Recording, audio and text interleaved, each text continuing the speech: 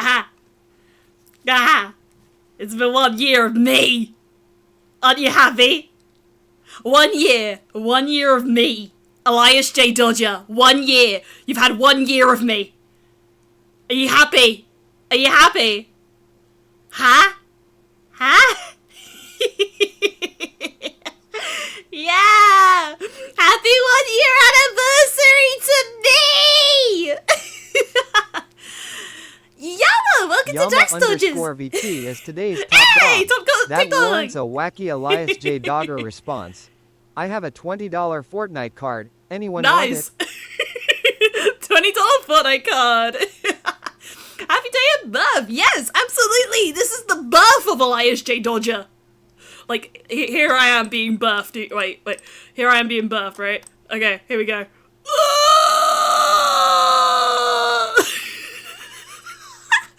year of Elias! Hi, Nick! Yes, 1 year of Elias! Hello, everybody. How you doing? My name's Elias J. Dodger. How you doing, Governor? Live birth on Street Crazy. Yes, I only provide the best. I provide educational content.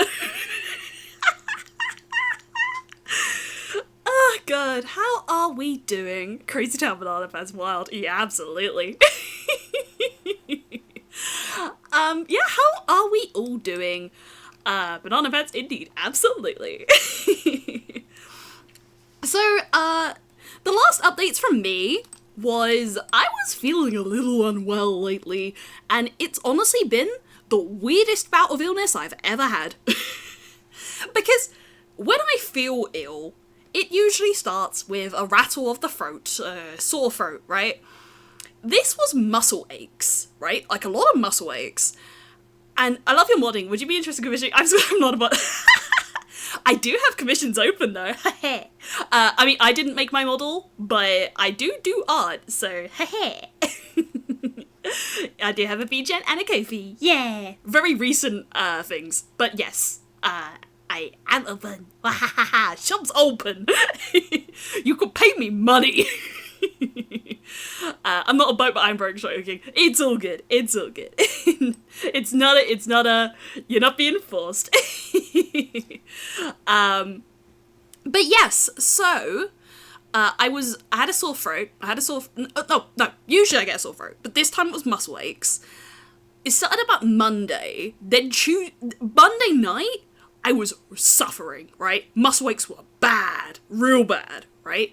And I was getting like hot and cold flushes. So I say to my boss, like, look, boss, not doing great. I might need to like skip out like coming into work for the rest of the week. We have an arrangement, right? Me and my boss, because I didn't really understand how sick leave worked for like my work. So when I was just mildly ill, I would take sick leave, right? But, like, sick leave, I didn't understand this. Even if you take 1 day, it counts as 1 period, right? So they kind of, like, ring you up if you have multiple periods, right? People who've been working longer than me probably know this already. I didn't get it. It was not well explained to me. So me and my boss have an arrangement where it's like, if I start feeling like I'm having a cold or something, because when I feel ill, I feel it bad, right? So me and my boss had an agreement where it's just like, if you feel ill, let me know. You can work from home. It's all good. Like, just let me know. Keep me posted. If you're really ill, take it as sick. But if you're not, it's good. And if you take it sick, take a week. I try not to take sick days, but also have no idea how they work. Yeah, basically, it's quite complicated. It's different per company.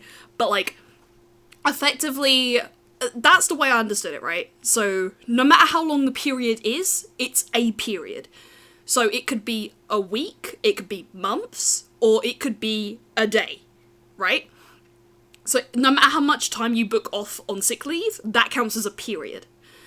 And they don't want you to take a certain amount of periods sick, right? Because then it just starts looking like, it looks off, right? If it's like, generally under a certain amount of periods they're okay with, but if it's a certain amount more, then it's like, it's a bit weird. But yeah, so I said, okay, look, I'm not feeling great. I'm also good on US. Yeah, I don't even want to go there. American one is, I don't get it. Yeah, unfortunately I'm British, so they try and screw us over as much as possible. Yeah.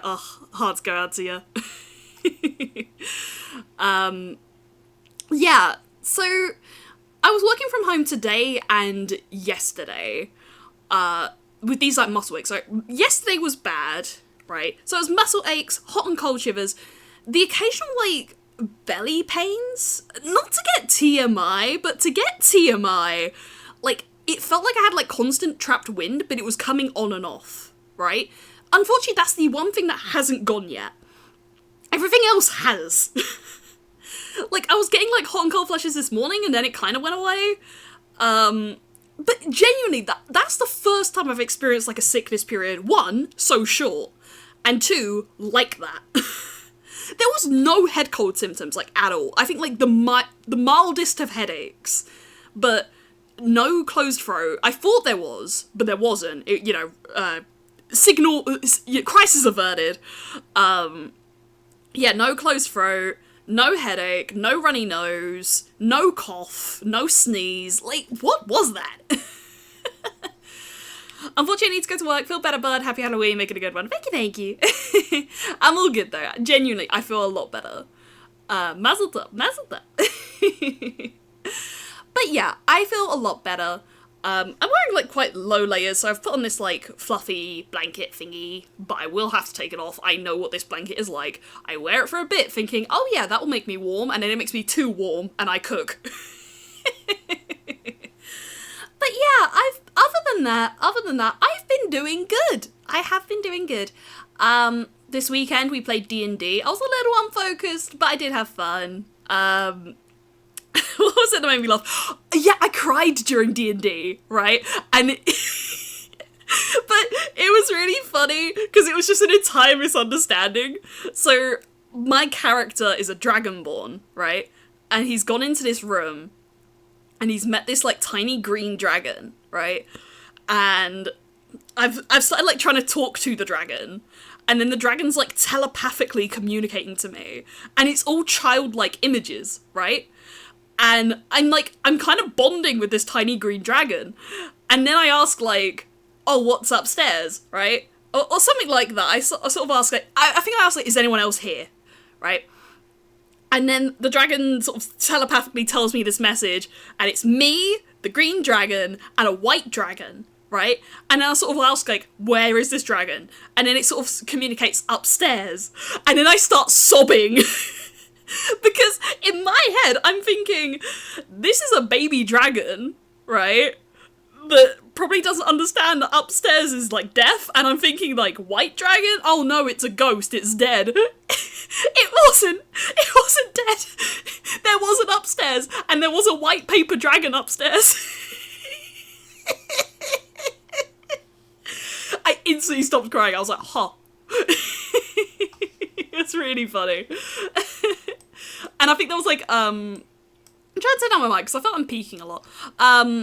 So there was another moment as well where we were trying to get to this like music room in this prison, and I think we faked like a werewolf attack. And I think I said something like, we need to get the medical supplies in the music room.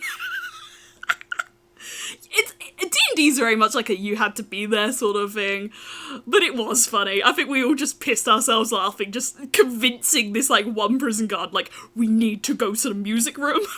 We started going like, oh yeah, he left his stuff in the music room. We need to go to the music room.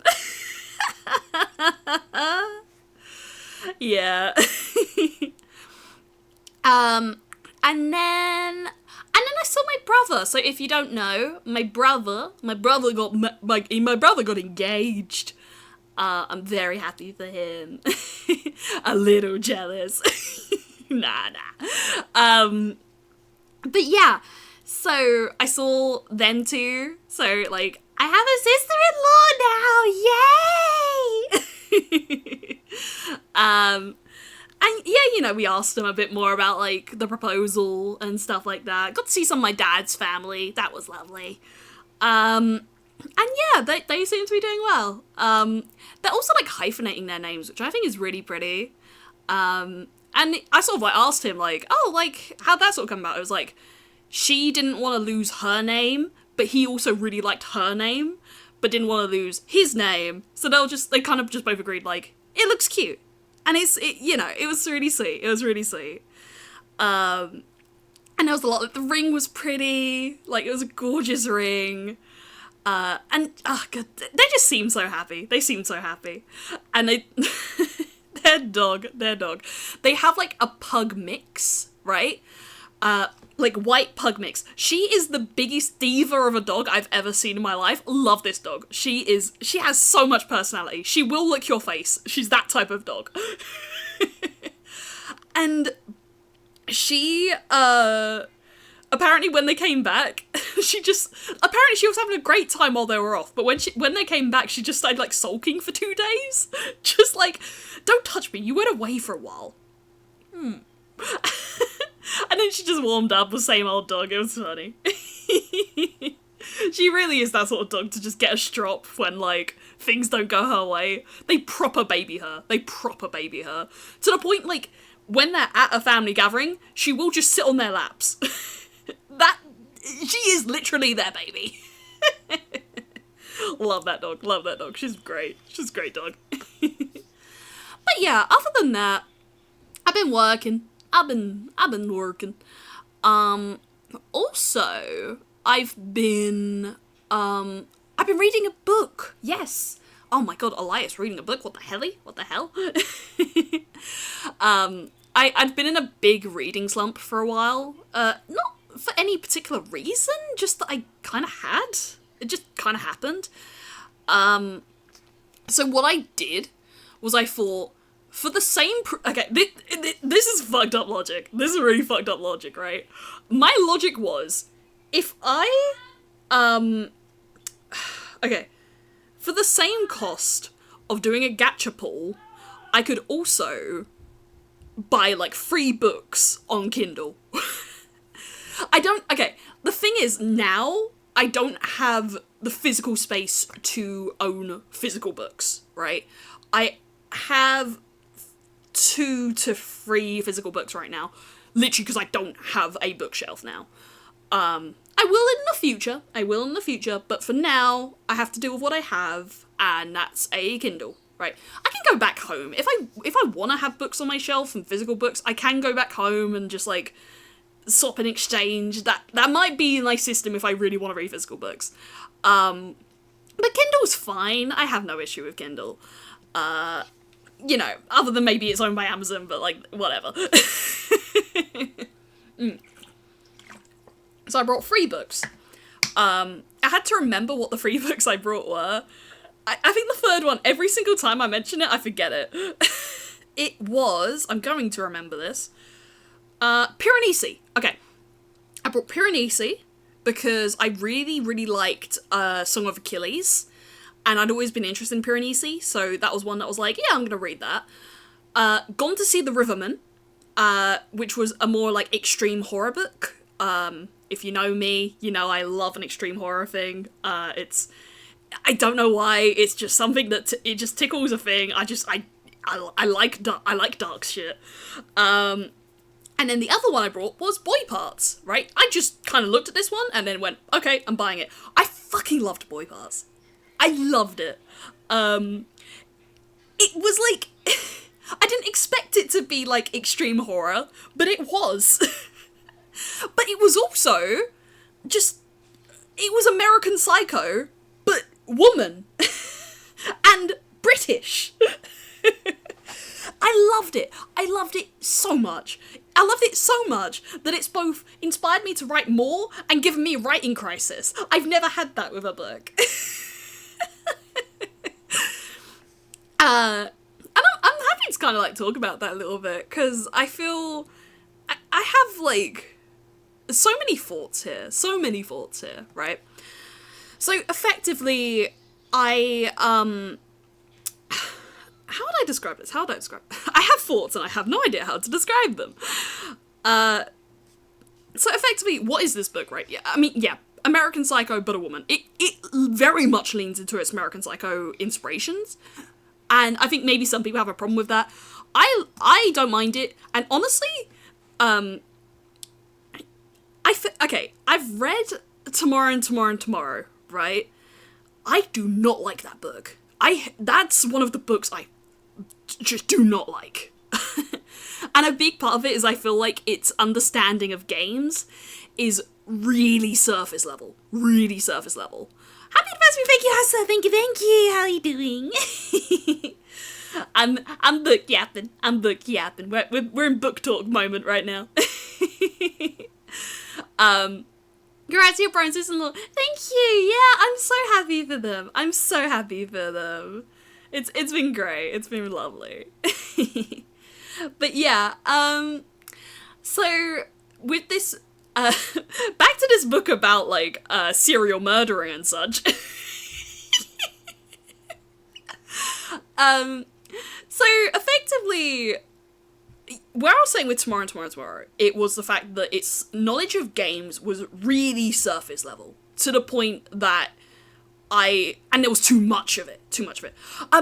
Okay, because I learned that you found where you could buy that book in UK, I instantly fucking bought it. So that is on its way. I'm so excited. That's one of the physical books I'm gonna have. I have like 3 because I don't have a bookshelf right now, and one of them is going to be Coffee, Tea and Me. Let's go. I'm so excited. I can't wait.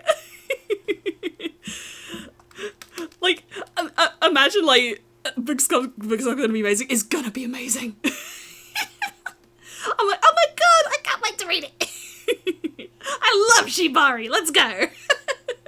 Because that's what it's about, right? It's about like Shibari and shit. I'm excited. Let's go, tying men up, let's go. Unless I've entirely misunderstood the plot description. Yeah, like, actually, for anyone else that's a regular that doesn't know this, Dory Dreamweaver, wrote a book. Let me find it. Coffee, Tea, and Me. There's a few, so you have to kind of, like, scroll through some of the other ones, but it's there. It's about Coffee, TMB, CR. Yeah, here's the Waterstones link, right? I'm gonna share that with you. Here, look at that. Yeah. And I believe there's an Amazon link, but it doesn't work for me, because God forbid I'm British. Yeah, it is, isn't it? Yeah, Shibari. It is Shibari. Very exciting. Yippee! But yeah, so with Tomorrow and Tomorrow and Tomorrow, when I last read that book, it actually put me in a reading slump. I just did not like that book. I thought it was a terrible book. And a big part of that was I just found the game references to be very, very surface level and too many. With this book, Boy Parts, I thought its references to extreme horror were amazing, actually. And it kind of showed, like, a genuine love of the medium that I just really appreciated. Like, it felt like the author had actually watched those films and could comment from experience on, like, oh yeah, that's what's in this film. You know, like, there was a lot of names of, like, films where I was just like, I know that. She's talking about, like, Sarlo. I know Sarlo. Messed up, but I know it. And, like, of course, liking extreme media doesn't necessarily equate you to being a serial killer, but, it felt like the person had actually understood what they were talking about, and I loved that. Hey guys, big massive big fat bulbous frog here, say I endorse peas. Peas, okay? You can do some fun party stuff tonight, yapping stream. Also, with game refs, I felt that issue of Ready Player 1. Yes! Oh my god, yes! Ready Player 1 is something that both me and Fella feel very strongly about. Probably Fella more so than me, because I, like, watched the film and thought that was bad. Fella read the book and he said that was egregious. Very much the same issue of, like, pop culture references without understanding the point. His big point was, why was the Iron Giant a weapon? This is a guy that grew up on the Iron Giant. He was like, no, the Iron Giant is not a weapon. The book is 1,000 times worse. Exactly. The book, I Can't Stay Garfield Kart 2 came out today. It's dog shit. I couldn't be happier. I'm so glad for you, Kiwi. I'm so glad for you. You enjoy your Garfield Kart 2. You do it. Jeez. Yeah. Iron Giant should never have been there. That's so real. Yeah, like, the whole point of the Iron Giant is he's not a weapon. And they made him a weapon. What is that? He had no skin in the game, for real. Yeah. But yeah, like, with this book, it was, like, one of the few times where references felt like they'd understood it. I can't necessarily comment on the photography aspect. I feel like some people who might be more into photography might feel that photography references were a bit more, like, shallow. But at least for me, I loved the extreme horror references. I felt like that was from a place of someone that just enjoyed extreme horror. And let alone, like, the book itself being, like, extreme horror. Being, like, this character that's just a mass manipulator. I loved it. She was so compelling. Way more than Bateman, actually. I'm gonna say that. This was a much more compelling character than Patrick Bateman. Not to say Patrick Bateman is bad, but I think you could entirely understand why people liked this girl, because she's fucking charming. Like, okay, main guy is waiting for someone to call him out on being a piece of shit, but instead he gets a girlfriend more shallow than him. yeah, in Ready Player One, yeah. Some people deserve each other. Yeah. Hello, Lana, how you doing? In terms of today, though, we're just yapping. Honestly, I know other people plan shit for their 1 year anniversary. This kind of crept up on me. I do not have any plans. I have things in the background. I don't have anything planned, like, right now. I would say probably around, like, my birthday, December time or so, maybe next year, there'll be some stuff cooking. But nothing, like, now, I would say. I was good chilling with Blaha. Lovely. Make sure to give that Blaha lots of hugs. Oh yeah, you could technically use the Marvel character as, like, a Blaha. Yeah. Huh. Elias year longer. Yeah. Elias J forever. How you doing, Blue? How you doing? Yeah, we're yapping. But yeah, with this book, I loved it. I thought it, Elias J Eternal. I'd never die.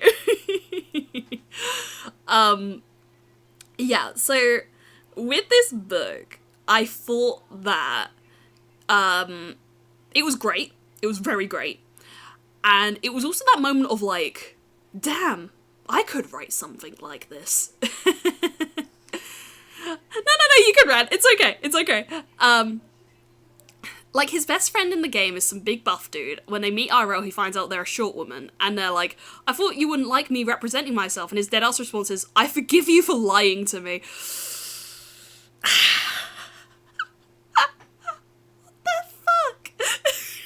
What the fuck is that?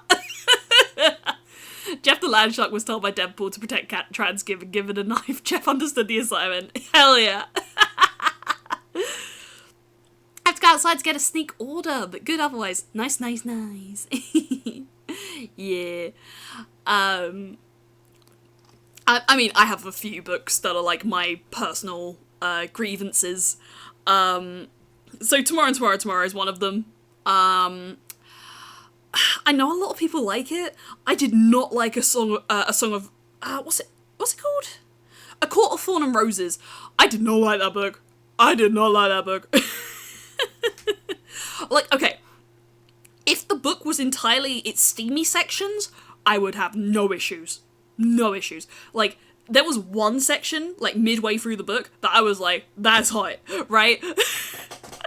Like, in that regard, I have no issues, right? But the plot was terrible. Tamlin. Yeah, like, okay.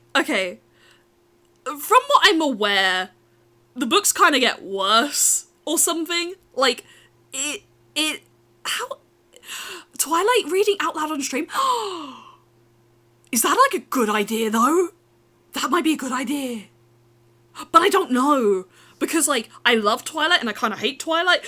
I don't know where I stand on Twilight. It's a strange, strange thing. The rest get better, but I haven't read them yet. I won't spoil in that regard. But the things I've heard about it, I was just like, how do you go there? The first one's kind of tame, the rest are apparently better. Huh. I mean, if it focuses more on, like... Honestly, if it's focused more on the smut, that would be cool. But, okay, right. This is my biggest issue with that book.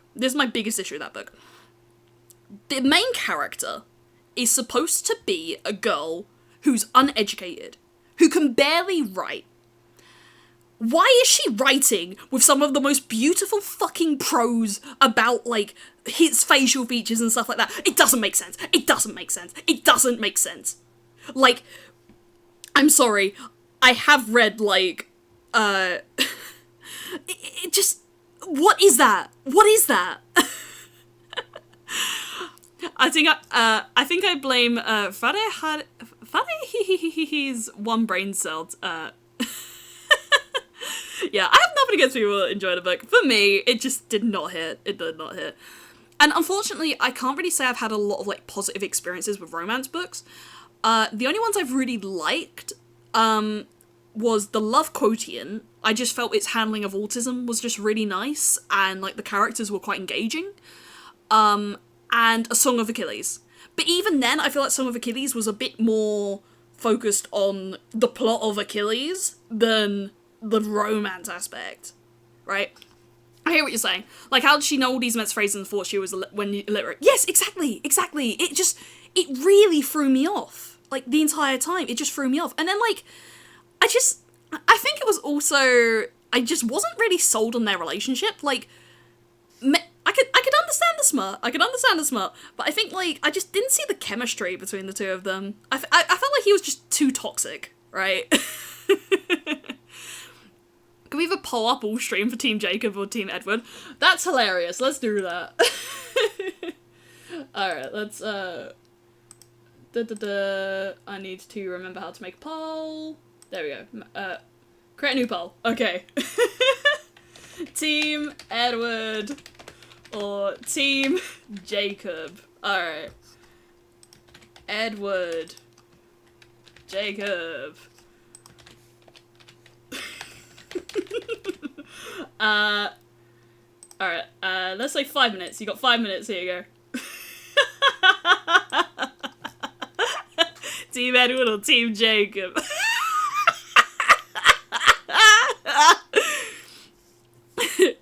I know it was earlier in her career, but is it the whole why are they together so the book can happen, in my opinion?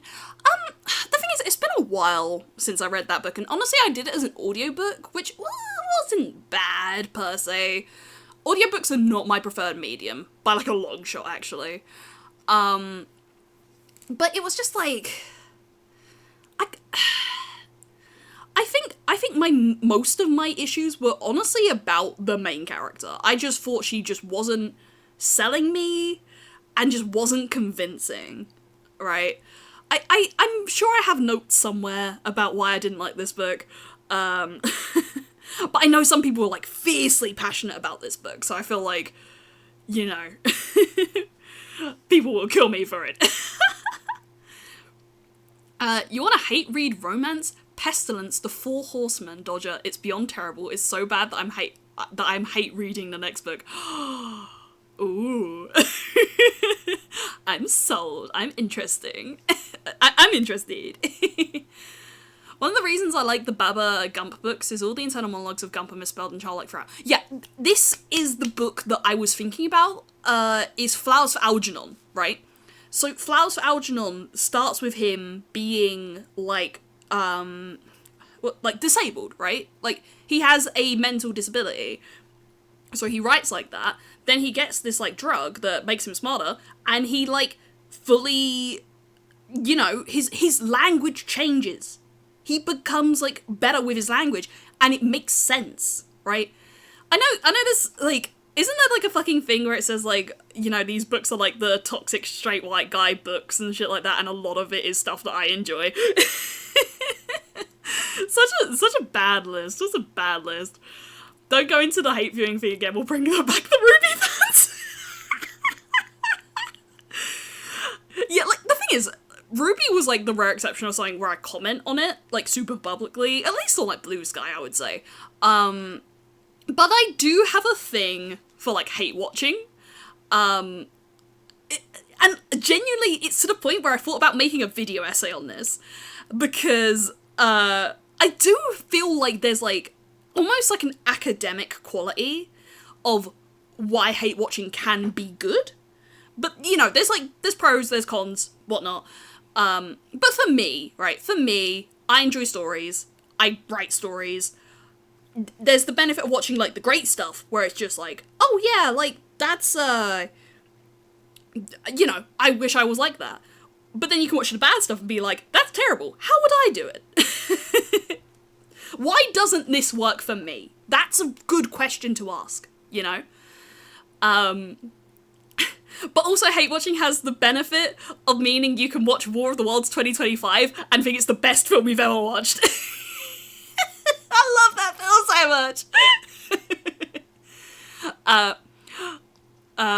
love that. I'm reading one that's all in Jamaican slang and the use of me instead of I. It's a struggle, but I understand every thought. Absolutely. Let's do it. I mean, fella, honestly, when you're down, I'm down. I will rewatch that. I'll take notes. I will take notes.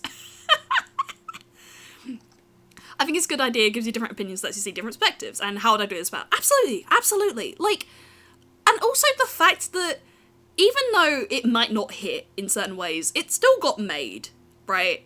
And I feel like that's a lesson that I just really need to take in. Just like, it might not be good, but it at least got done, right? Saying that, some of the bad stuff is my favourite media and I want to fund all of it so I get more. Yes, absolutely, absolutely. Like, I don't like Ruby, but by God, I need to see more of it. I need to see how this thing ends. I am happy to support Ruby if it means that I figure out what the hell is going on with Ruby. Like, how would the way I describe it, right? Okay, this comes from personal experience. This comes from actual personal experience. I used to write a webcomic back in the day. Not anything big. Nothing big, right? But I didn't write the initial, like, story down. It was just, I thought this was cool, I made it into a webcomic. It was bad. It was really, really, really, really, really bad, right? So, in a way, I almost empathize with the... Elias J. Dodger wins! Hey! Team Elias! Let's go!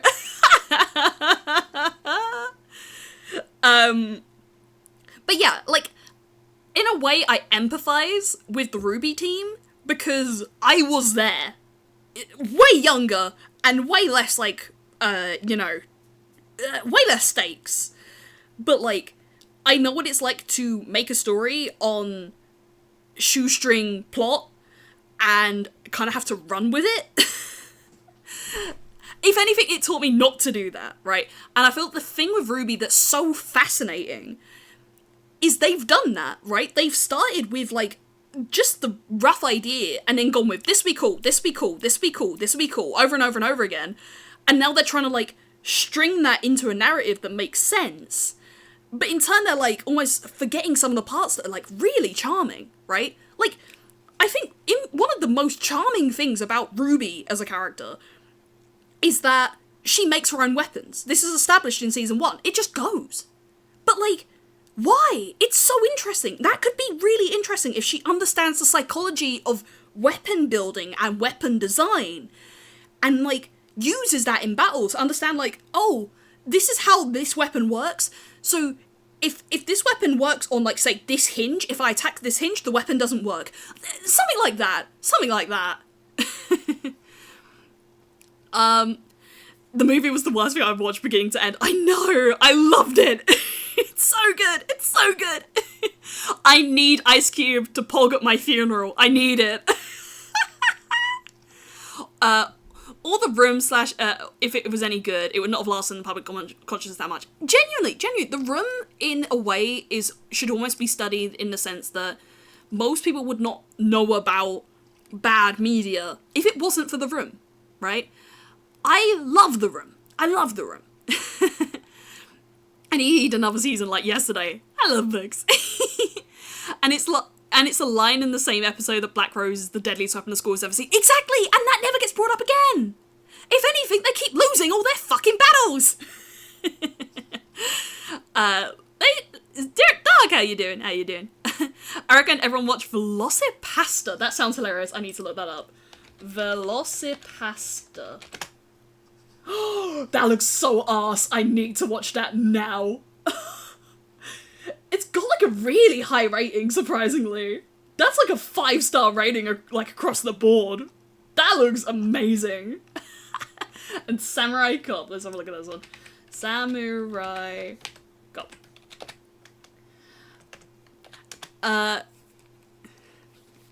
Confirm, everyone needs to see it. Oh my god, these look amazing. Wait, does it? Wait, okay, hold on. Okay, wait, 5. So the Google reviews are very, very high. It's sort of a 5 across the board for Velocipasta. 4 sort of across the board for Samurai Cop. Wow, Velociraptor's got a higher rating. They call me the katana. It means Japanese sword. Oh my god, that is such an iconic line. Okay, it's happening. I'm wearing the big fluffy thing, and it's making me, like, egregiously hot now, so I need to take this off. Wait, 1 second.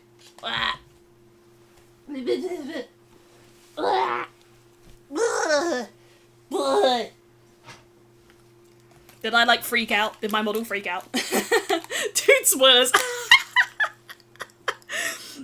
For free? No, fella, naughty. Get bugged. Go see Elias. You're gonna put it back on me? But it's so hard. No point in watching. Get some. No. What did I do to deserve this? I'm trying to think of, like, the bad films that me and Fella have watched, because we've watched a lot.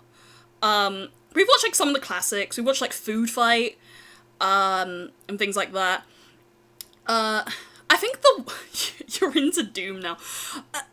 Okay, right. With Doom, right, I just started watching the video about myhouse.wad, right? I just thought it was, like, something I should watch. The past few days have just been me watching a lot of video essays. I've actually had this one channel I've been really enjoying. Oh, Doom. Oh, yeah, that one. Yeah, I've been, Fella's been explaining Doom to me, like, Marvel's Doom, and I have just been like, okay, I kinda love this dude. And I'm gonna be honest, right? Okay, kinda thirsting after him. I was kinda there with Gambit. Because of, like, X-Men 97, but I'm kind of thirsting after Doom now. I would do that, man. But here's the important thing. The mask has to be on. It's not that I think the guy's ugly, it's just that his character is the mask, right? I've read fanfics. They're better when the mask is on. Because, it's wrong if it's Victor Doom. It has to be Doctor Doom. It doesn't make sense. Like, it's not right. He is Doom. He is him. He has to wear the mask. It's like, the way Fella's describing it is just like, he's just constantly petty. Like, he'll do all this stuff just because he's a petty little guy and he just wants to get the one-up, but he also just thinks he's the best at everything, and I just think he's really funny. I think me and Fella were talking about, like, he always talks about a series, right? King of Latveria, of, like, what if conceptually it was just a series following Doom being King of Latveria, right? But then I was just like, why don't we just make that, like, a comedy YouTube series, right?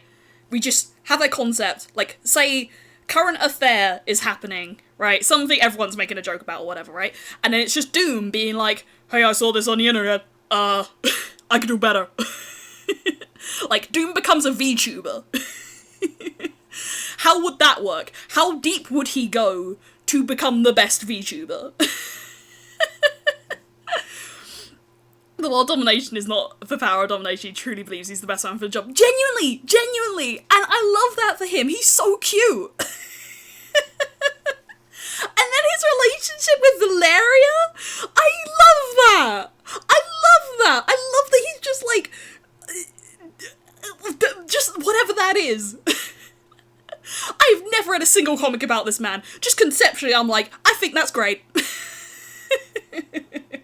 That's just a good character. I can see why MF Doom embraced the moniker.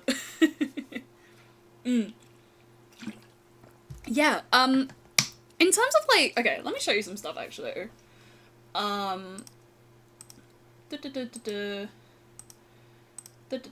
me pull up YouTube. Don't think I'll play audio. I just kind of want to show you, like, some stuff I've been watching lately.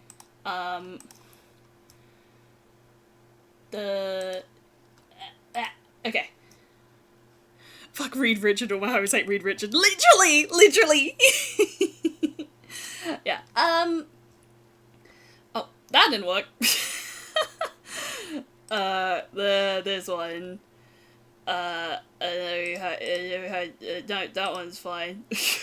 Green, I'm sorry. You have to look at me, I'm sorry. Okay.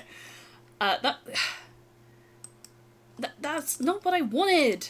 It was there. There we go, thank you. This guy, Crustbag, I've been watching a lot of him lately. I find him really interesting. He does some really good stuff. Like, he does, like, a lot of videos on, music, and a lot of, like, I just kind of enjoy artists that are into, like, really obscure artists. Like, I just like finding some stuff, like, he does, like, a slept on albums thing. It's, like, an hour long or something. Was it how long? It might be 20 minutes.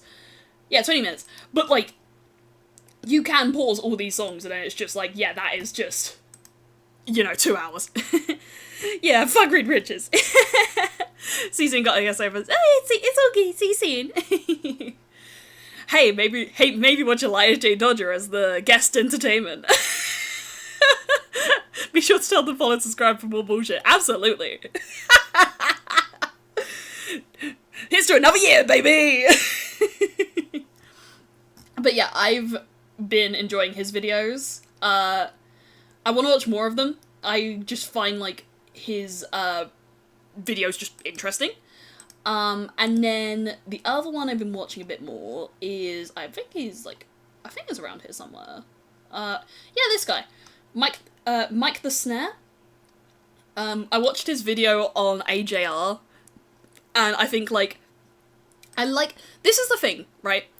I've watched a few music channels here and there, and I do really like music channels that at least, like, break down why the music works the way it does. I don't find a lot of channels like it, but I feel like his stuff was pretty good. I feel like he explained his reasonings, why he liked something, why he didn't like something. He explained it pretty well, So, like, he's got this whole, like, deep discography dive, which I, in itself, really like, just going through an entire discography. So, me and Fella watched, like, the MF Doom one, which is right here. It was funny watching that one. And then Fella was just the entire time, like, we're going through it, and then it's like, this album comes up, he's like, oh, it's such a good album. Mad Villainy, he's like, oh, it's such a good album. And then, like, all these albums are coming up, he's like, oh, it's so good, it's so good. Okay, I need to quickly go on a BRB. I'll be back. I just need to take 2 minutes or so. Alright, let me quickly do BRB.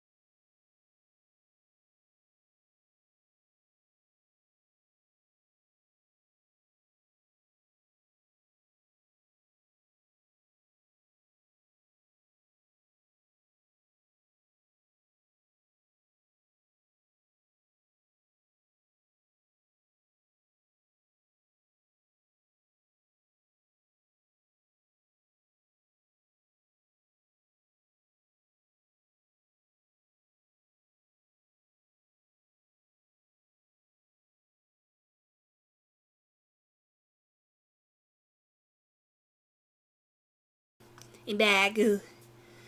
I'm me. I'm black. Wah. Yeah. So where were we? We're back on some channels that I think are pretty cool. And yeah, the other thing, my house. .wad. I haven't finished the video yet, but I've been watching this video, and it's been pretty interesting. As someone that's never played Doom, I thought this one was pretty cool. I'm only about 24 minutes in, but anything that has a House of Leaves references is like real shit. House of Leaves is a real one. Yeah, it's been referenced so much, but it deserves it. What a crazy book that is. And yeah, Blame It on Your Gay. I think, was it this guy or was it the other one? I think it's been a mix of like Blame It on Your Gay and mostly like Nick Crowley. Yeah, Nick Crowley, kind of there. Like some of like the darker documentary type channels. I don't know, I've been watching a lot of documentaries lately. I've just, not documentaries, just like longer video essays, but not video essays, but kind of video essays. Like the ones that are a bit less on like current affairs type things. Just more like, hey, here's a thing, I think it's pretty cool, let me talk about it a little bit. I mean, what other ones I watched? A little gander through my history. I mean, today I was watching a few, like, tutorial videos about art and stuff. It has just been me, like... This has been my brain rot for the past few days, is watching, like, really long videos about really specific subjects. Oh yeah, but I started watching this one. I didn't finish it, I don't believe, but, like, Why I Watch Little Miss Sunshine When I'm Sad by David's World. Which just made me want to rewatch Little Miss Sunshine. It was a film I watched ages ago and I really liked it. Movies of Mark has been a channel that's been appearing on my feed a lot more. He's really good. I really enjoyed his video on Bakshi. Yeah.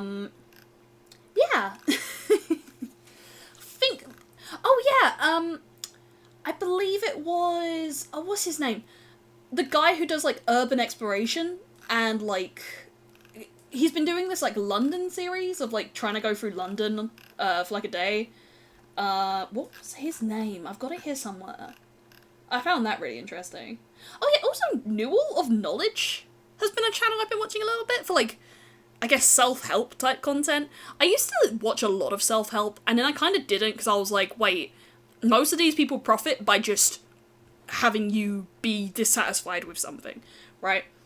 But I really like this Newell of Knowledge. He delivers the information in a way that's, like, you can tell he kind of genuinely cares about the subject matter. And it's, like, just not heavily edited. It's really good. It's really good. GeoWizard, that's his name. Yeah, London No Roads. That was really interesting to watch. I think as well because all the comments are just like, hey, look, if you're climbing around London, that's one thing. But if you're saying hello to a Londoner, that's the scariest thing a Londoner will experience in their lifetime.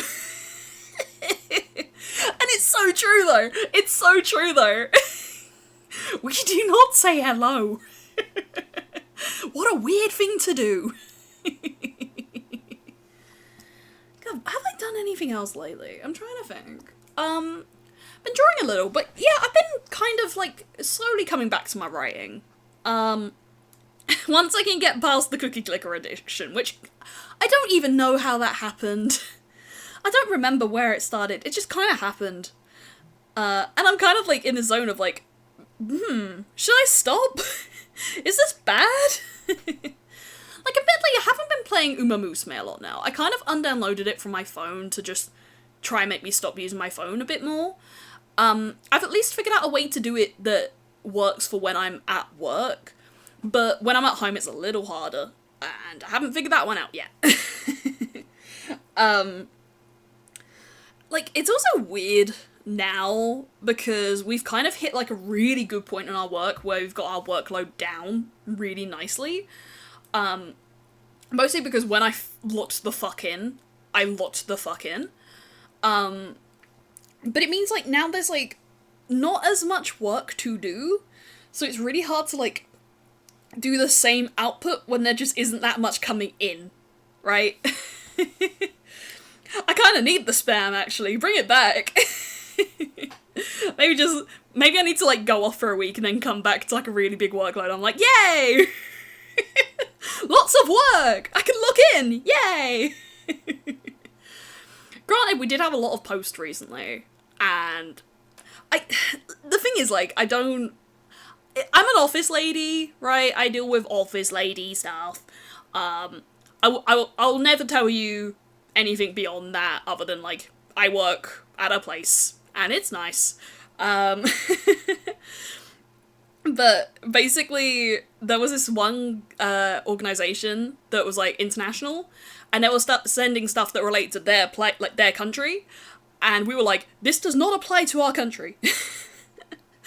And they sent, like, 6 in one day, and all of them are just like, this does not apply to our country. It was crazy. It was crazy. But yeah. Oh yeah. So, okay, also, in terms of stuff I've been watching lately, so we have, like, a lot of video essays, right? Very specific, like, media, film, video essays. And then we have, like, hoof doctor things. Oh no, my baby's 1-year-old, she's gonna die soon. No! No, God, no! Hi, Beefy, how you doing? Oh God, I'm 1 year closer. I'm 1 year closer to the Tesco car park. How you doing? But yeah, the Hoof GP has been a channel I've been watching.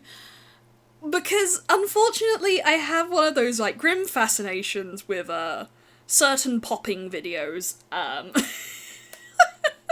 so gross. I'm alright, sent on my diploma work to my teacher, I'm just hoping to pass. Hell yeah, you will, Elias J. Dodger wills it so! Recent news has bumped me down regarding war, but that's not a topic for here. Yeah, I mean, I'm hoping... I looked at some stuff and it was saying that article has been, put in place, like, I think it has been enacted, like, 8 times since it was made, which is, like, trying to, you know, make me feel a little bit better. Where it's just, like, from what they were saying, Article 5 is, like, the big one, Article 4 is, like, the big one, but not. So it's, like, hopefully things are okay. I don't know. It's been, yeah. Yeah.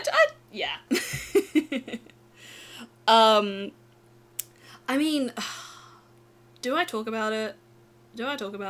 Basically, there was some stuff in the VTuber community, and I saw it, and I was like, oh, it was interesting. That's all I'll say.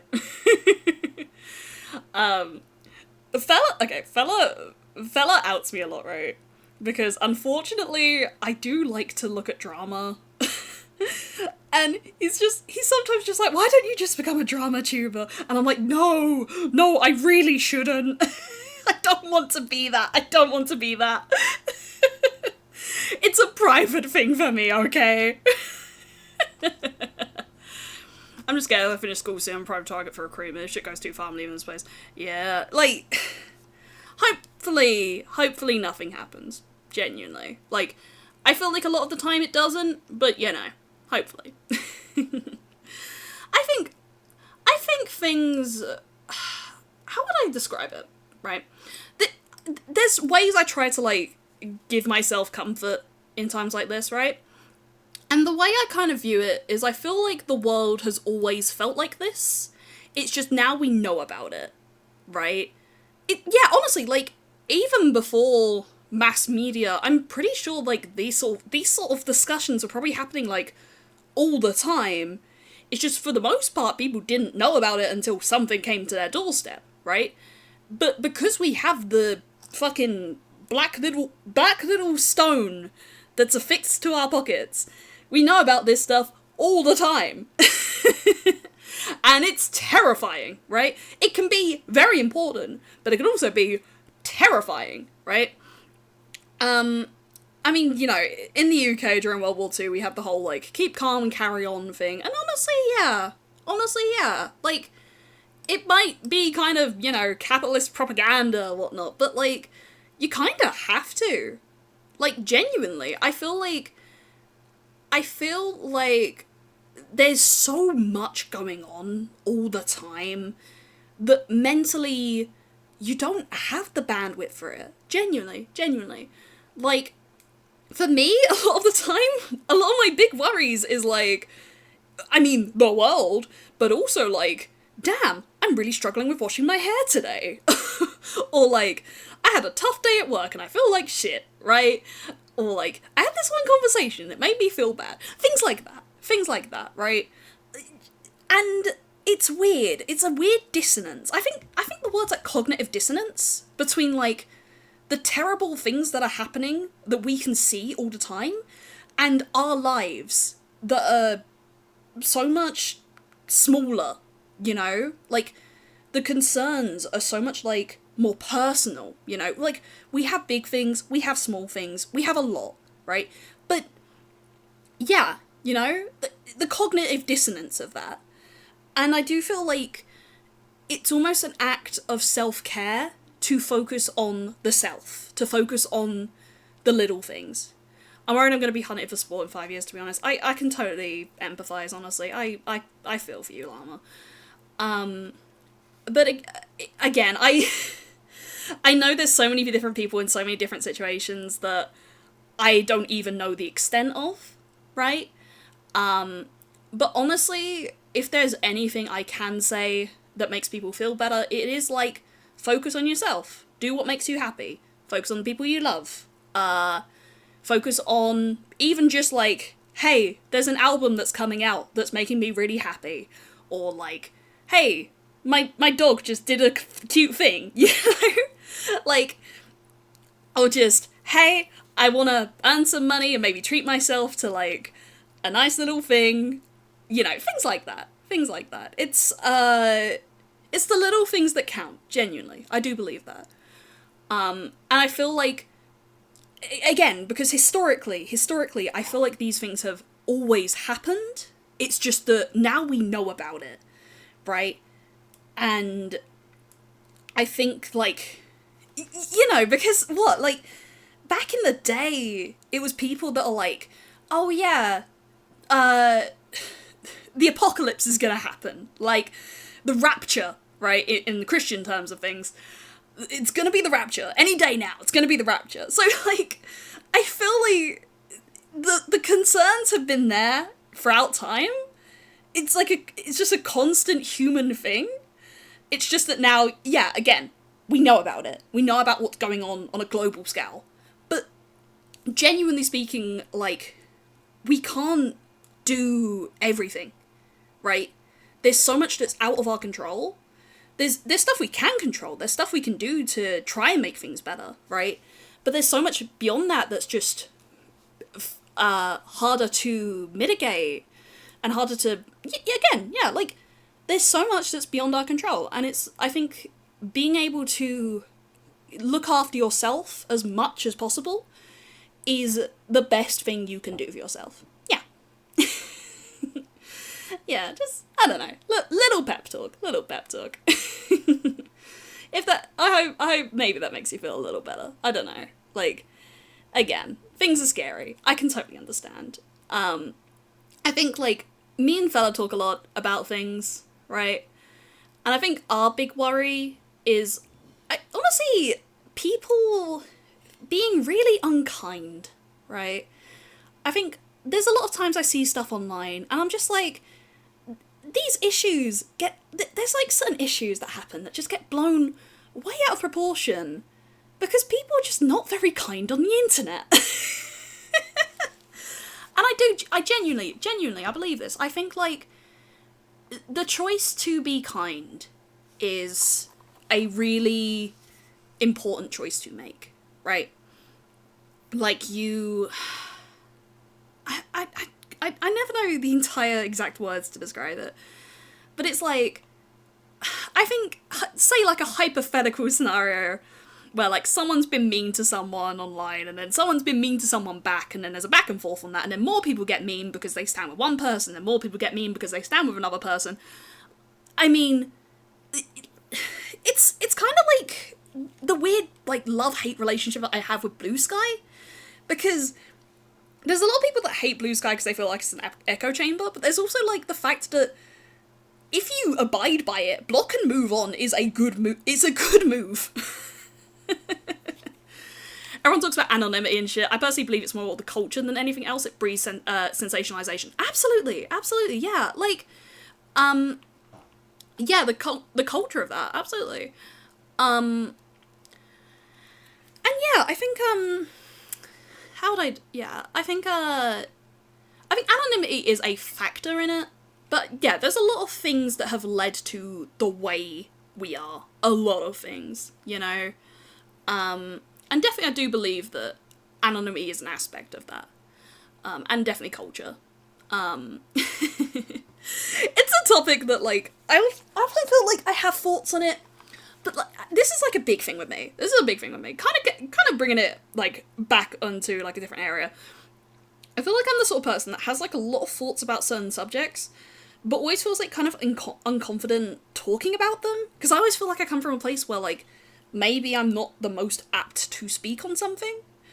And this is like honestly, I kind of almost value myself weirdly enough because of it, because it's like, I don't know a lot on certain topics, right? And I don't claim to be an expert. And I think, like, that goes a long way to just be like, yeah, I don't know. I don't know a lot about this. I don't claim to know a lot about this. I might need to learn more. That's fine. Like, so I feel like there's certain times where I talk about things, it's just like, I don't want to be an authority on the subject. Unless it's like media or something, where I have like a lot of thoughts, right? I feel like media discussion, literature, film, stuff like that, that's something I'm passionate about, right? So when I talk about that, again, I'm not an authority, but I feel like I have enough education and passion and interest in the thing that, like, I can talk about it a lot. But then there's other things, and it's just like, I don't feel like I'm an expert. And I always feel, like, uncomfortable talking about them sometimes, because it's like, I'm not an expert, I don't want to be an expert.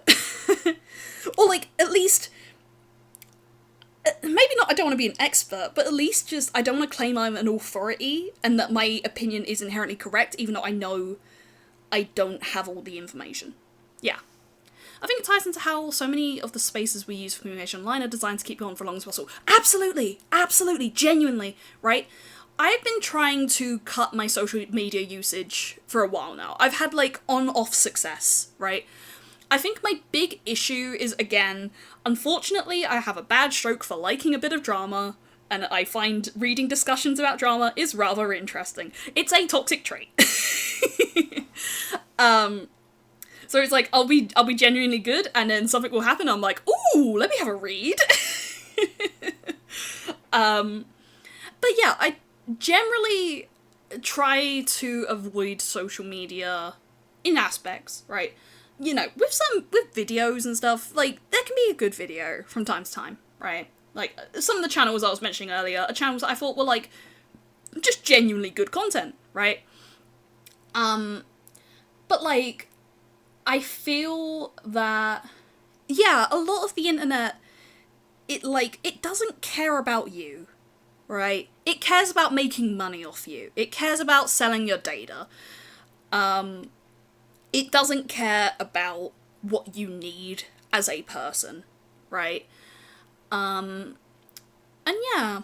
And genuinely, I think, like, it's almost like an act of self-service to find that healthy relationship, because unfortunately the internet is such a way that you can't escape it, right?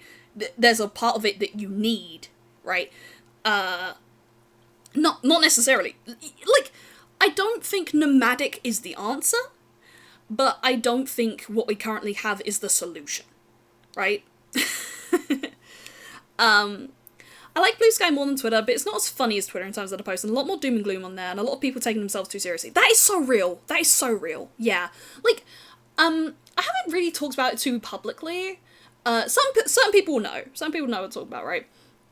But I do have a list of certain, like, creators and stuff. I'm, like, adding to it, like, here and there and stuff, right? I just have a list of certain creators that I'm just like, I want to keep an eye on what you're doing. I have another one for Luke artists. And honestly, like, there's a part of me that kind of wants to make a video kind of defending Blue Sky and kind of recognizing that it has its problems, but it also can have its benefits, and I feel like how you use it says a lot, right?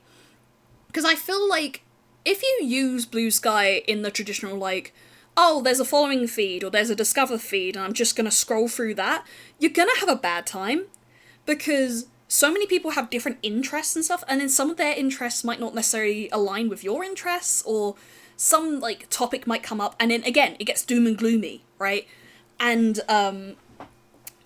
like, especially for me, right, where, like, I've been trying to focus on my mental health a lot lately, I you know, it's not the energy that I'm, like, needing right now to work on my mental health, to, like, be better. So, like, I actually feel like making personalized lists of creators where it's just, like, these are the people I want to see more of, or, like, artists, right? You're just like, hey, I'm an artist, and I want to study from this artist, and I just want to see what they're doing, and stuff like that, right? I've literally had to be like, yo, can you drop memes because I hate here sometimes? Yes, genuinely, yeah, absolutely.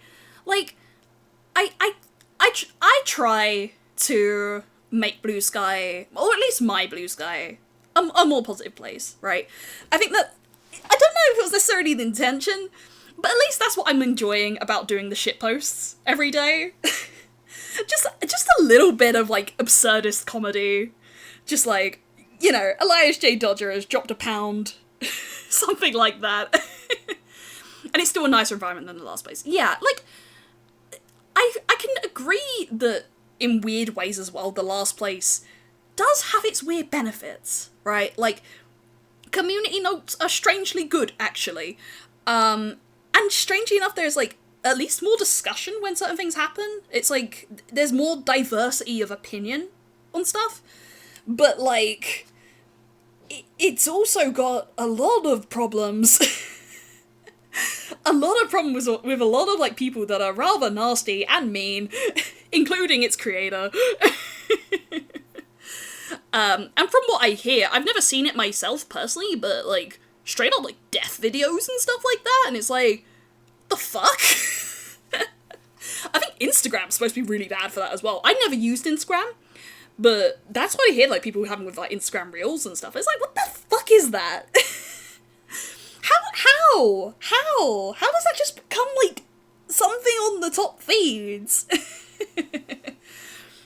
It's all canon. Yeah, absolutely. It's part of the Elias J canon. I'm never touching the bird app with the 50-foot pole. Yeah, like, the annoying part is I know there's a lot of people, like, this is the thing, right? Sometimes I lurk through other circles, right? It's Reddit. I'm just gonna say it. It's Reddit. I lurk in certain Reddit circles and see things, right?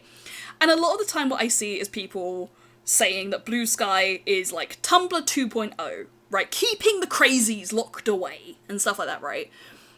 But again, I feel like it's really weird, because again, I have, like, such a love-hate relationship with Blue Sky of just, like, there's things I love about this platform, there's things I hate about this platform, but ultimately, if given the choice, I prefer Blue Sky. And I think a big part of it is personalization, and I think a lot of people don't initially get that about Blue Sky, is that it can be a really personalized experience. You can just, like, not follow fucking everyone on the platform. You can mute terms, you can block people, it works, you can block people. You can just be like, you can just see a thing that comes up and you're just like, no, I don't want to see about that. Whereas, like, a show you don't like, or something terrifying going on, and you're just like, my mental health can't take this right now, you can go like, whatnot. I'm sure there's similar things on the Bird app, but, like, I think there's also a lot of problems with the Bird app that I'm not okay with. I think my big part is Grok. I think Grok is shit.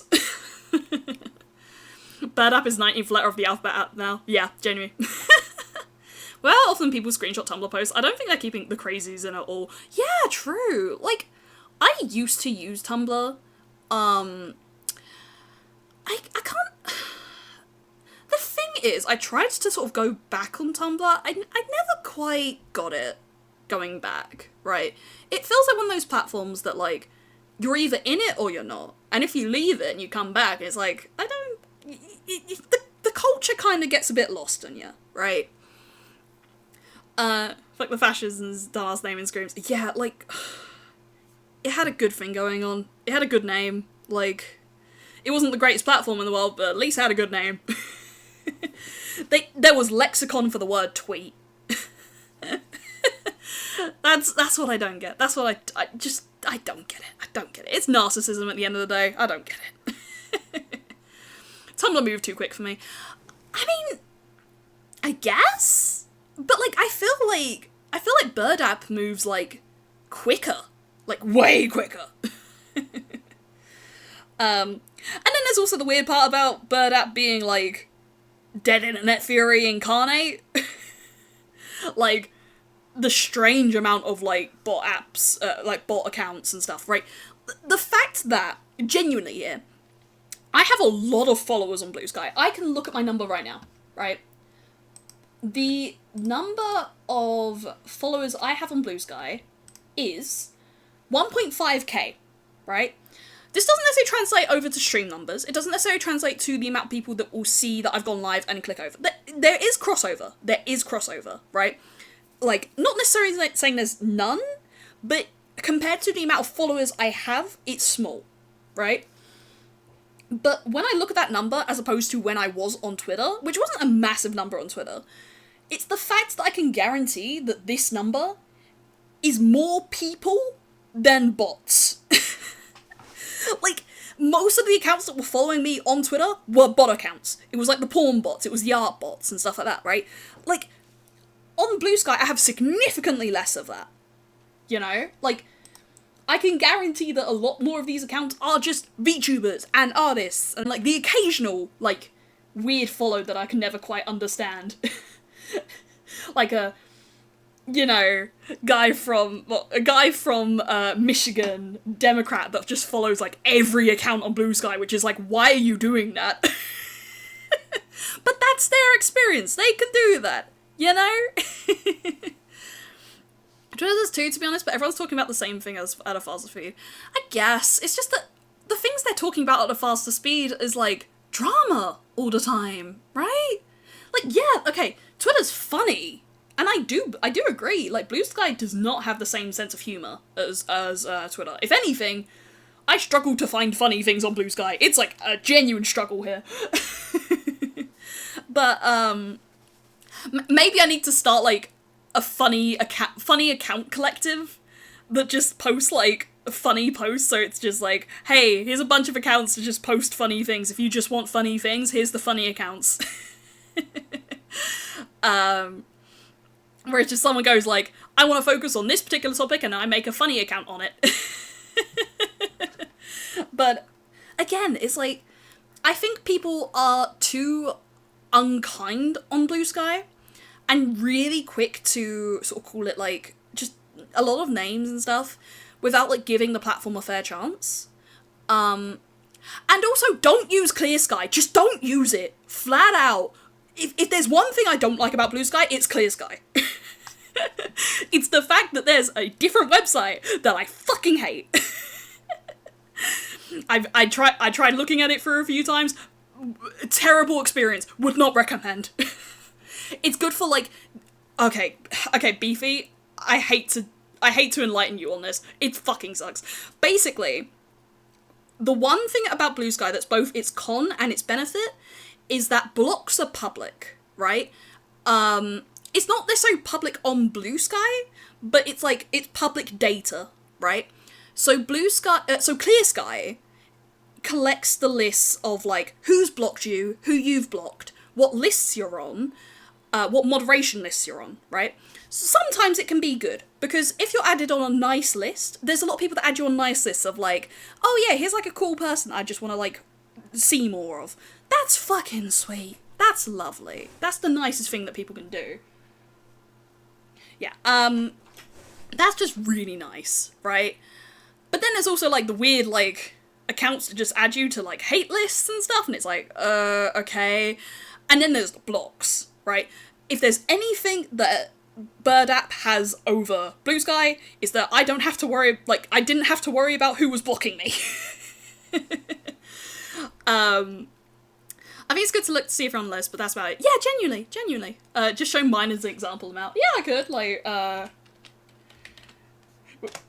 we're doxing Blue. It's like people care too much about the online presence. Yeah, genuinely. But, like, I feel like you can sort of tell when there's someone who's, like, really into looking at what's on their Clear Sky. And again, I've done it a few times. It's not worth it. Genuinely, just is not worth it. Okay. With Blue's permission, we're gonna look at the lists that Blue is on. So, I'll show that. Yeah. So, this is like an example. Blue has graciously said it, yeah. Yes, lists of users that are blocking me, things like that. But like, you know, this is my list. This is the one that at the top, the Elias J. Judge of Protection list. If I haven't added you and you want to be added on there, just let me know. But yeah, like, there's like Taka's list, like Cool Peeps and shit like that, right? That's just cool. That's just cool.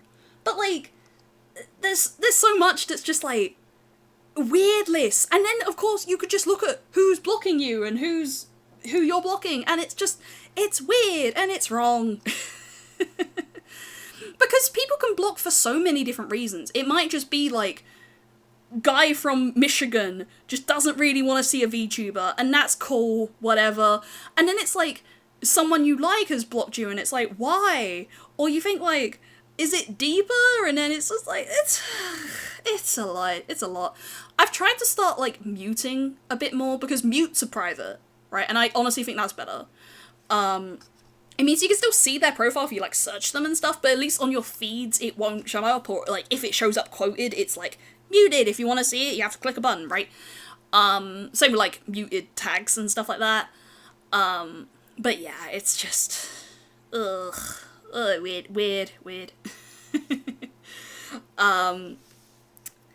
Yeah,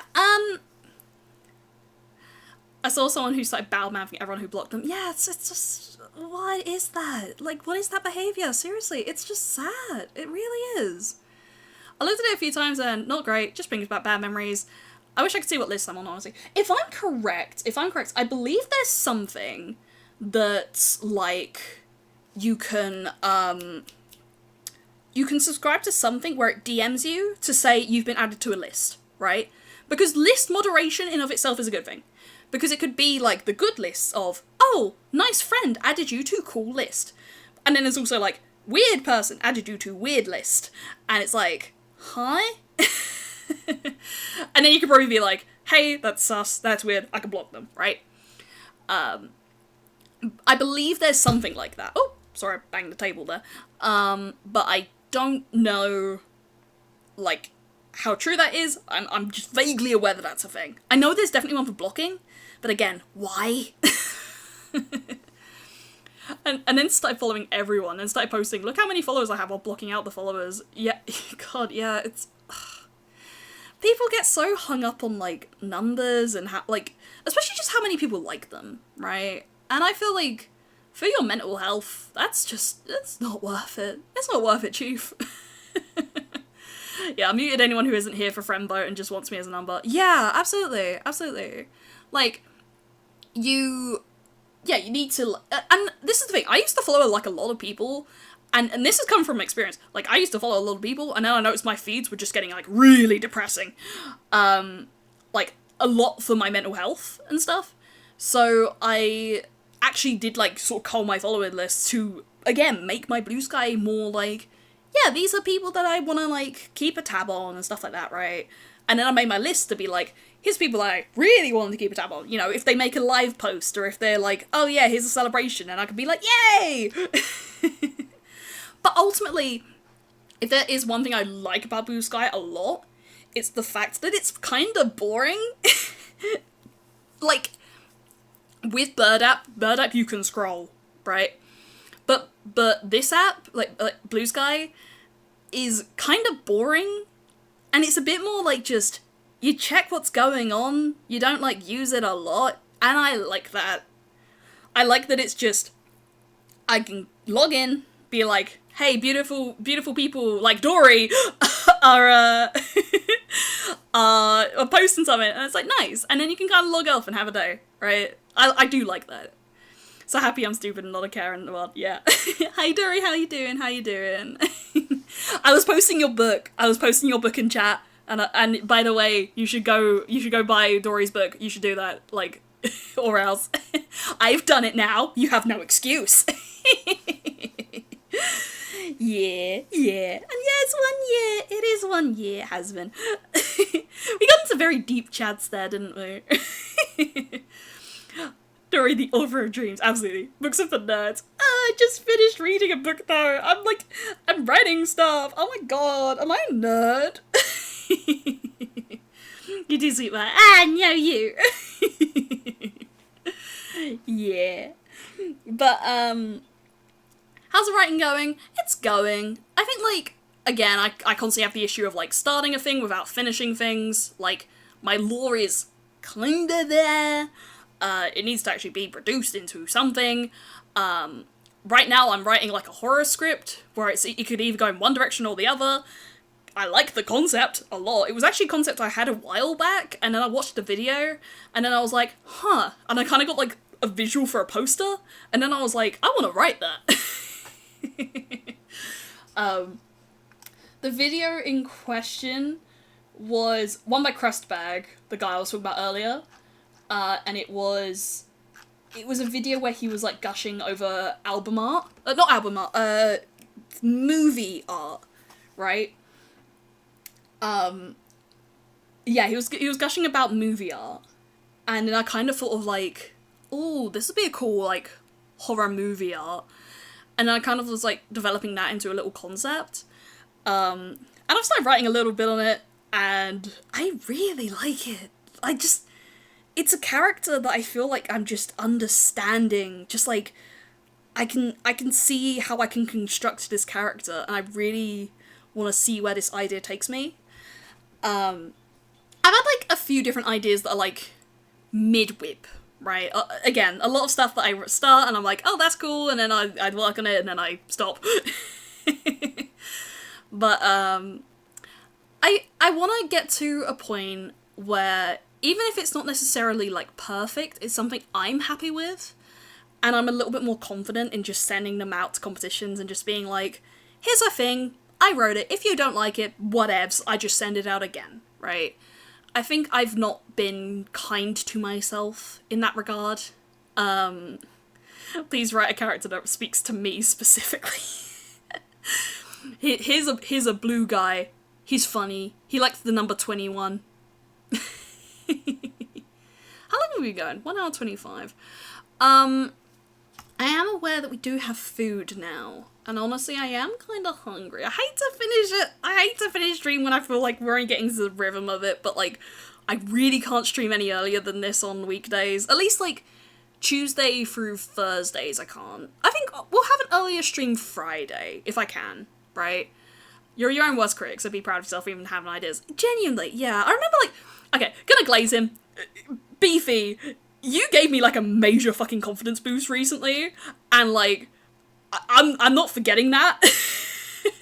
When you said, like, at least you're not an AI, like, at least you're not using AI to make stuff, was, like, honestly a moment where I was like, that genuinely gave me a lot of confidence, actually. Just like, yeah, at least I'm doing something. It was a little back, but it was just like, it was one of those moments where I was just like, I actually really appreciated you saying that. It's the bare minimum what it works. It does. It's like, it like, what I produce might not be perfect, but it's something, right? And it's the same thing I feel about, like, bad movies and stuff, right? It's not perfect, but it exists. That's the thing. You've not gone, this is too hard or made something sloppy or nonsensical. Yeah. Like, the thing is, again, my problem is not finishing things, right? That's my vice. Bare minimum's all you need. True, honestly. When you and Dory doing a writing collab with chat to make the worst thing humanity's ever played eyes on, at that point I'd want to write something amazing. I mean, God, what would we write?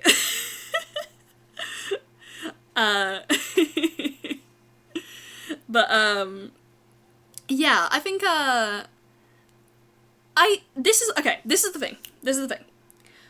I want to try and get into at least, like, a vague idea of having, like, a more, consistent streaming schedule, even if my streams aren't necessarily Elias yaps and bees funny for the clip, right? Not to say I'm clip farming all the time. Just, like, you know, when I stream, I'm, like, playing a game, I'm talking, whatnot, right? Like, I'm trying to be engaging. I might fail, I'm sorry sometimes. But, and ironically, it would be probably turned into pure chaos mixed with gold. I would be so down. If you were down, I'd be down. We can find time that works and be like, hell yeah. Yeah. But, like,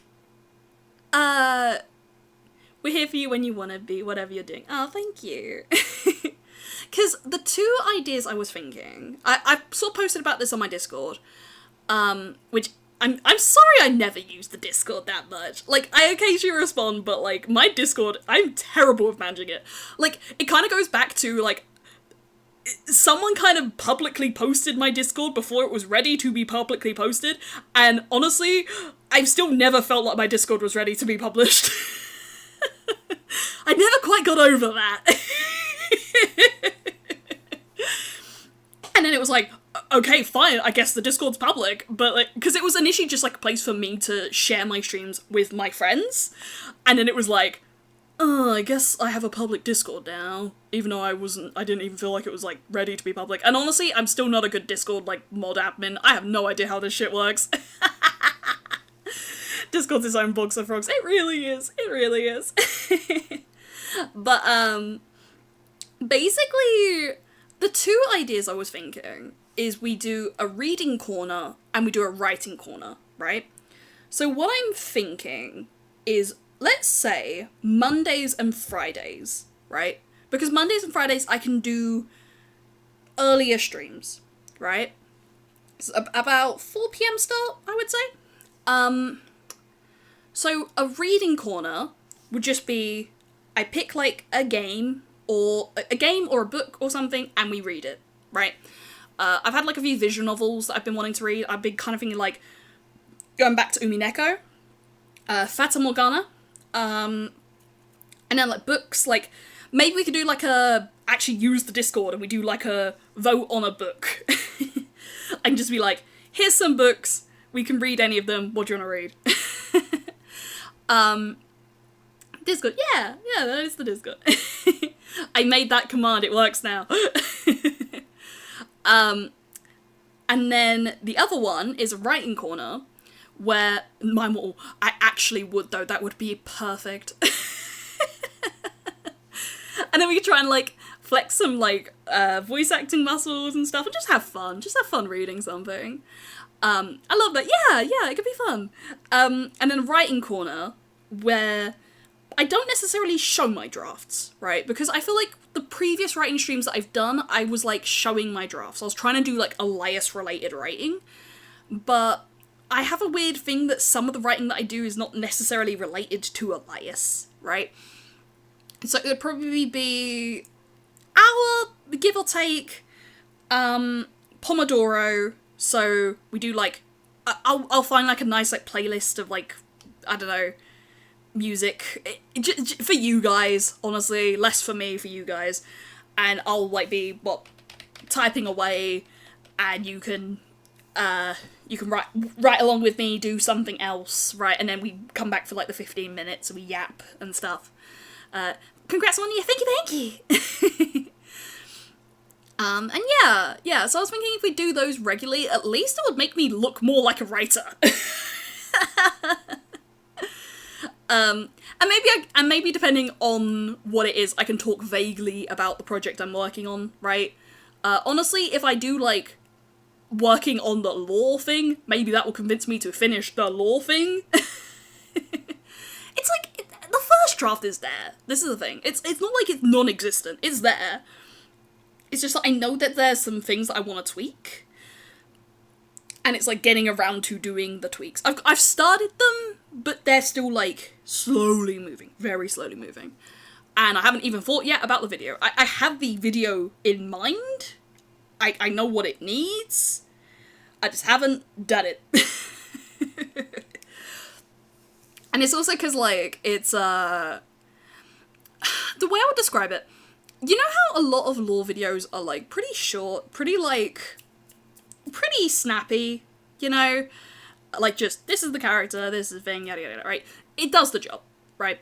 Nothing against it, nothing against it. I've not done that. My lore video will be a video. It will be quite long. I don't know how long. I haven't actually figured out how long it would be. I've not timed myself on that part yet. Or at least I'm not giving myself an average on, like, how long is that actually going to be. But it's not going to be, like, really long, as I think. But it's not going to be, like, 1 minute. Elias J movie. Honestly, kinda.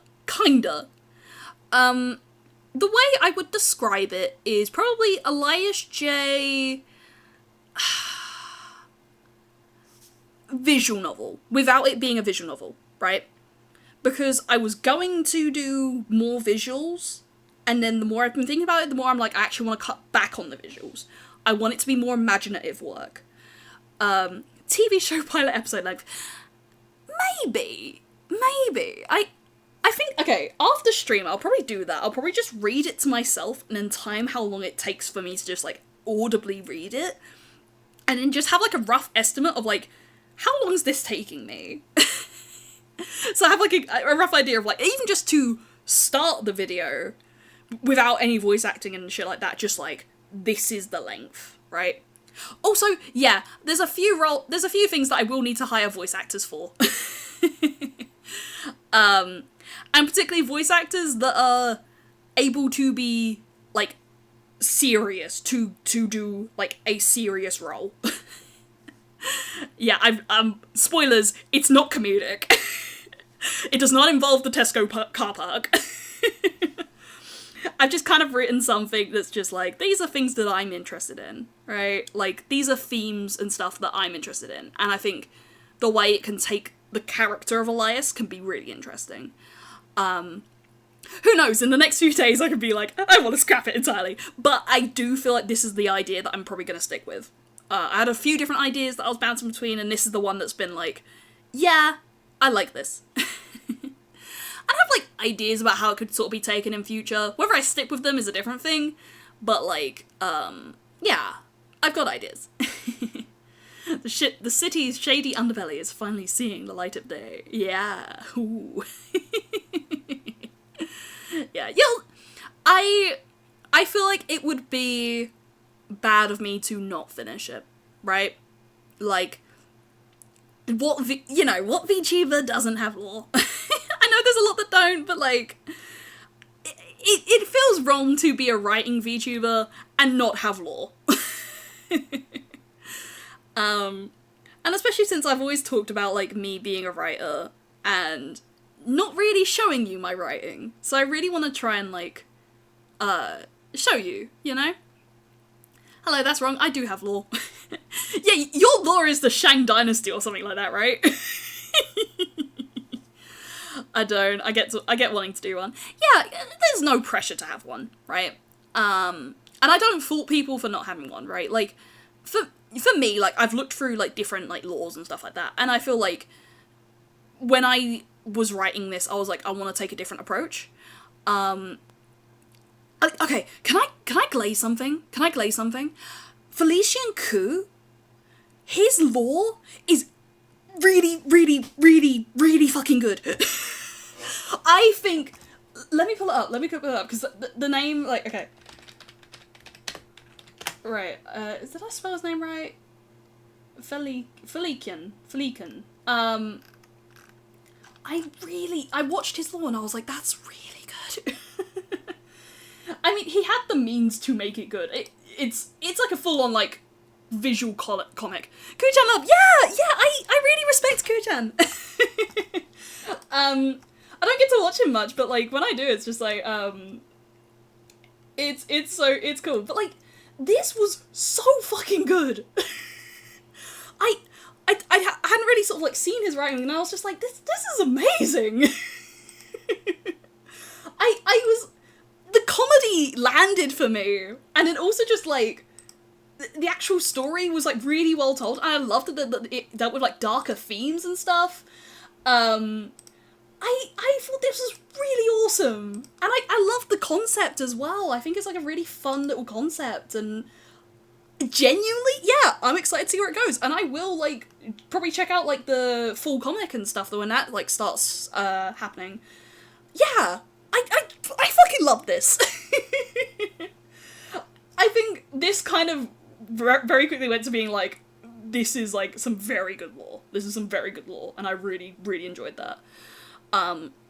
Especially since, like, I looked at, like, a bunch of lore when I was, like, starting this project, and then I was like, there was a lot that I was just like, I don't like. For one reason or another. There was, like, certain ones I had just, like, pet peeves with and things like that. A lot of it's pet peeves. Just, like, stuff where it's, like, if I was approaching it, not how I'd do it, right? Would you do a motion comic then?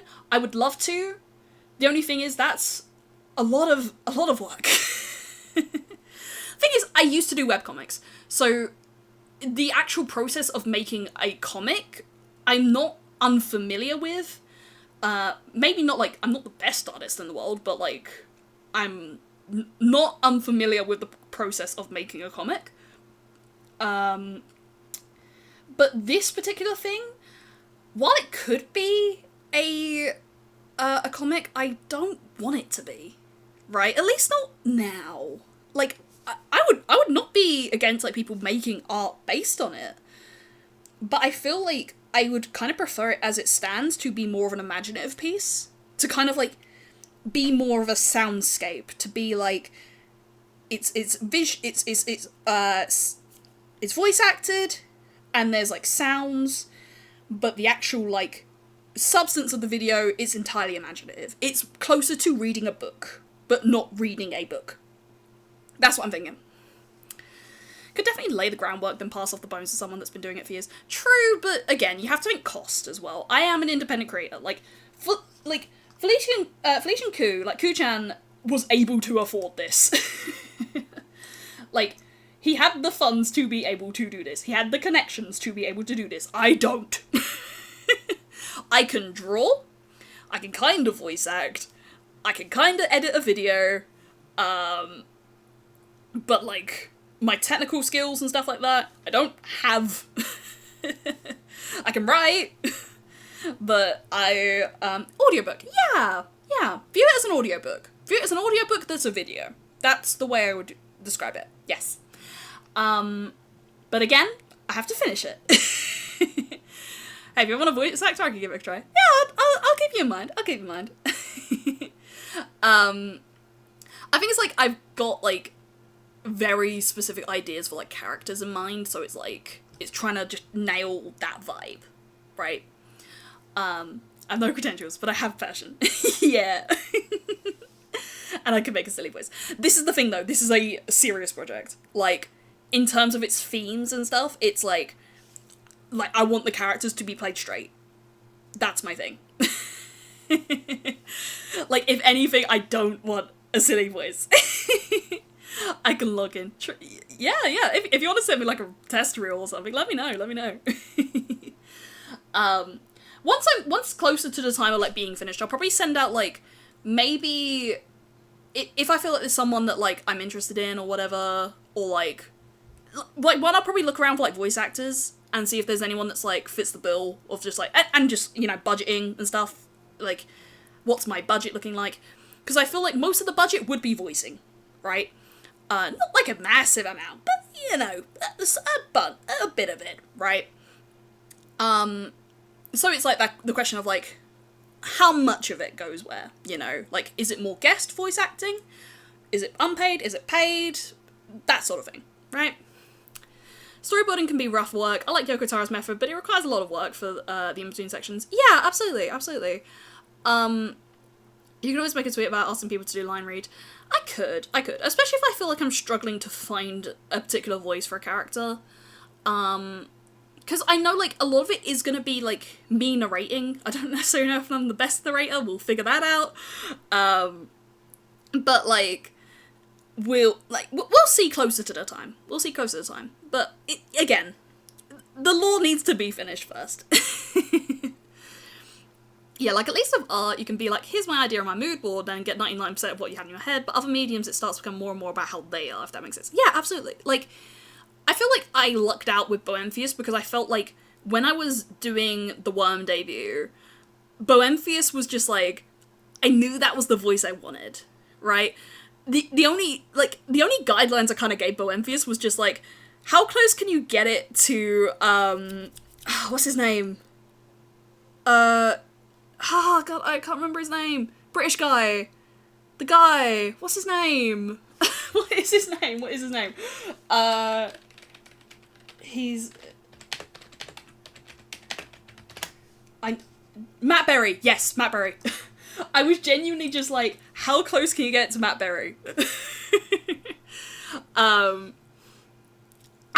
he did a great job, and I'm really glad with what he did. I was like, the announcer, but like, having close you can try and get it to Matt Berry, like, I would love that. But honestly, his voice is like kind of close anyway, so it was like, it worked. Thank you for the like, Delta. And after that, it's just time. Like, you got people who be like 6 months, no problem. They don't have a deadline. It's like, I need it now, person. Oh no, yeah, absolutely. Generally, I'm pretty flexible with time. I have no worries, right? David. Did that come out? Was that supposed to... Oh wait, I'm wrong. Yeah, but yeah, I think, how would I describe it? I lost where I was. Yeah, I think when I start this, which might be next week, might be the week after, don't know yet, we do have my stream with my younger sibling next week. If anyone hasn't seen that, that is on my Blue Sky. I can post it here, if you want to submit, if you haven't submitted already. I'm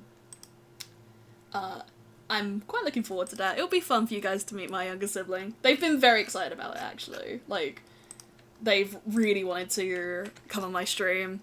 And yeah, I know I'm like, I talk about weird things, whatnot like that. It's like, they know, they understand.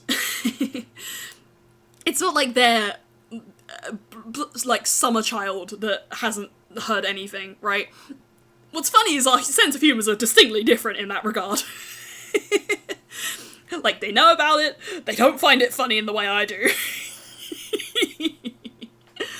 But yeah, I think, it'll be alright. I think it'll be alright. And again, I'll make sure that the stream, like, is modded, and that they feel safe, and they feel happy. Yeah. No bad words, my baby ears can't take it anymore. Yeah, it's not, okay, it's not for my creature sibling, it's actually for Fella. Fella can't take it. There's been too many bad words, and Fella can't handle it. Okay. I technically have dinner. I believe dinner's ready, and I've, like, been kind of late. I ended up, like, yapping. As I do. So, I think we will call the stream here. I'll try and see if I can go live tomorrow or Thursday. Again, I'll keep an eye on my health. I've been better. I think, again, the stomach issues has been the one thing that I've been dealing with, but, like, everything else has been fine. That shit cold now, reheat that motherfucker. I will. I was used to it when I was at home. It's not an issue for me to have to eat the food hot, right? I can wait. It's not a problem. Alright, let's see who can raid you guys out to. Who's about? We got Meg, we got Subathon Meg, we got Trill, we got Raleigh, we got Joanna. Let's Let's do Meg. Let's do Meg. Alright, we're gonna raid Meg. Happy anniversary, thank you! I am stream is ending, but you will enjoy Meg. You will enjoy Meg. Alright, let's give you raid messages. Okay, here's the first one. Because I'm so bad at remembering to do raid messages. Raid messages. This is a raid message. That's your free one. And then same thing with the this is a raid message. I've just thought of an idea. I should just make that a mix-up command. Oh my god, I'm a genius. I'm a genius. We're gonna do that. We are going to do that. Okay, right. I'm a genius. I'm a genius. I'm gonna start working on that. That's an idea. What I'm thinking is like free raid and paid raid, right? And then they just generate a raid message that you can copy, and there's like a bunch of different raid messages on the notepads, and then that's the raid message. I'm a genius. I'm genius. I'm genius. Okay. Alright. Thank you for coming, everyone. I'll let you know when my next stream is. Thank you for 1 year of Elias. It means so much. This is a very strange stream. We talked about a lot of very interesting topics. But honestly, I love you guys. It's been awesome. Great year, everybody. Alright, wrap it up. Alright. Goodbye. Oh wait, raid starting now. Goodbye, everybody. Goodbye.